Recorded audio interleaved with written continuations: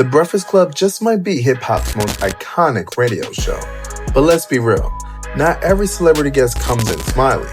From shady remarks to explosive confrontations, these moments have had the culture buzzing and the internet on flames. And over the years, we witnessed tons of celebrities crash out at the Breakfast Club. Whether we've seen a celebrity clap back at one of the morning hosts, or even just getting fed up and walking out of the interview. So today here at All Urban Central, we're counting down the most wildest, disrespectful moments at the Breakfast Club that has made headlines and history forever. And I mean straight up disrespectful. These celebrities did not hold their tongue as they came after DJ Envy. And even after DJ Envy, they went after Charlemagne the God. And we cannot forget about Angela Yei, who used to be part of the Breakfast Club. Now, don't get me wrong. Some of these celebrities woke up and chose violence. But a lot of people will say that it has to do with the reporting from Breakfast Club. Boo-boo, you gotta do your homework. All in all, things get pretty heated with some of the guests as they arrive at Breakfast Club, so at some point or another, they have to learn to defend themselves, or if you're like Charlemagne, you might get caught slacking. I need a drop, man. So make sure you guys keep it locked and subscribe to All Urban Central as we go through the times where celebrities have disrespected the Breakfast Club. Now, I got a question. Why did the Breakfast Club take down your interview? I don't know. So if you haven't seen this interview, it's because Breakfast Club took it down. But we're going to kick off our disrespectful countdown with Federal Star. Why we got an issue, bro? Because you brought some shit that I ain't like, and I don't like that. So in case you don't know anything about hip-hop, Federal Star is one of the group members in the legendary group Onyx. Rapper and actor Federal Star appeared in a now deleted interview with Breakfast Club. It appears that things got pretty heated and disrespectful really quick, especially as he felt that co-host Charlemagne was testing his gangster, and even escalated to threats being thrown out. While it's still unclear whether Federal Star came in with a previous notion of Charlemagne and had beef, or if Charlemagne was antagonizing Federal Star the entire time, things definitely escalated between the two when Charlemagne started to ask questions about his relationship with Brandy and if they ever slept together. As you may know, Charlemagne did disrespect Brandy when she appeared on the Breakfast Club a few years prior. However, Federal Star and Brandy did have a close relationship and friendship as they appeared to be in a relationship on MoNique. Yeah, I know how you feel. Almost got jacked my first day in LA. What you want me to do? You can't do nothing. You can't do nothing, nigga. That's what I'm saying. Luckily, Charlemagne left this moment unscathed, but I wouldn't be surprised if he was the one that asked to get it taken down. Our next viral celebrity disrespectful moment at the Breakfast Club goes to no other than Beanie Seagull. Charlemagne seems to have no chill as he continued to press Beanie Seagull during the interview. Crazy, and when you think quiet, Charlemagne. Shut up. What's up, MV, man? Charlemagne was definitely doing everything he could to antagonize Beans, aka Beanie Seagull, and I'm not quite sure if that was the best idea because if you know Beanie Seagull, you definitely know his rap sheet is longer than his actual raps. If you saying you want unity, keep doing that, man. Don't stop playing with me, man. Beanie Seagull definitely let Charlemagne off easy, but if you don't know who Beanie Seagull is,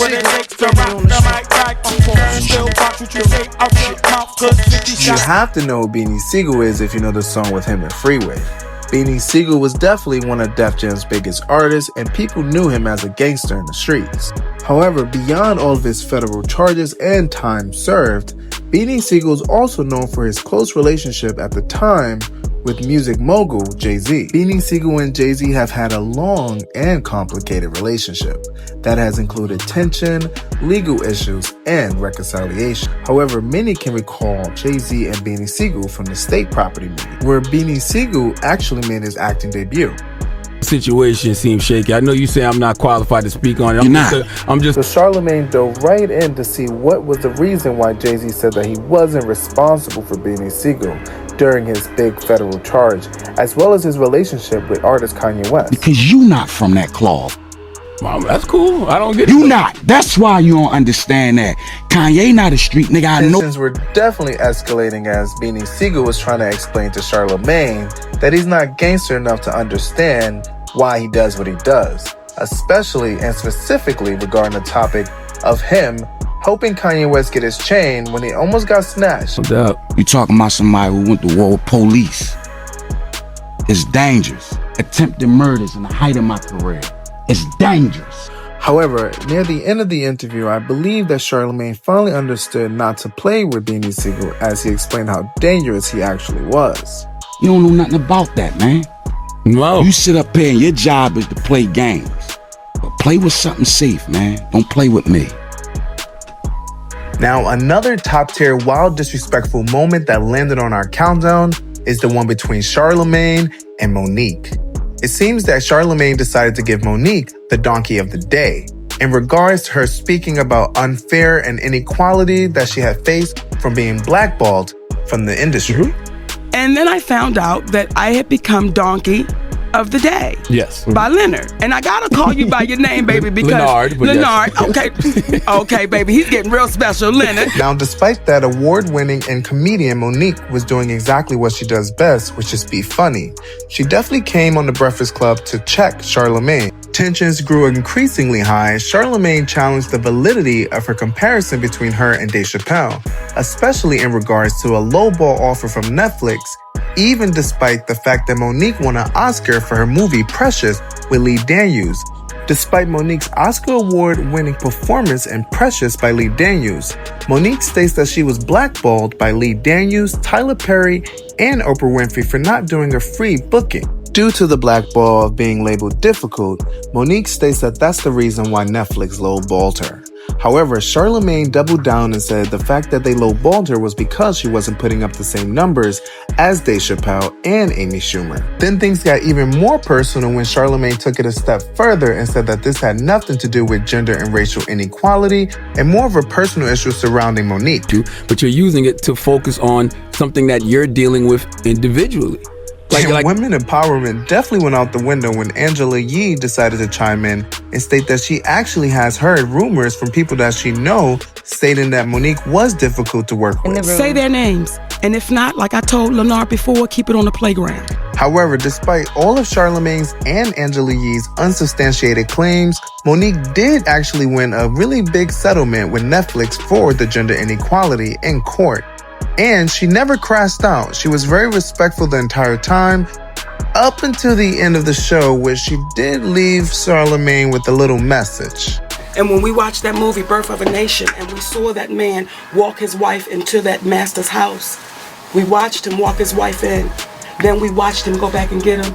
You're that brother. And this wouldn't be a disrespectful countdown for Breakfast Club if we didn't include when KMA Show had all the smoke for Angela Yei. Apparently, Angela Yei was being messy in the previous interview, and Love and Hip Hop Atlanta star KMA Show had all the smoke for Angela Yei.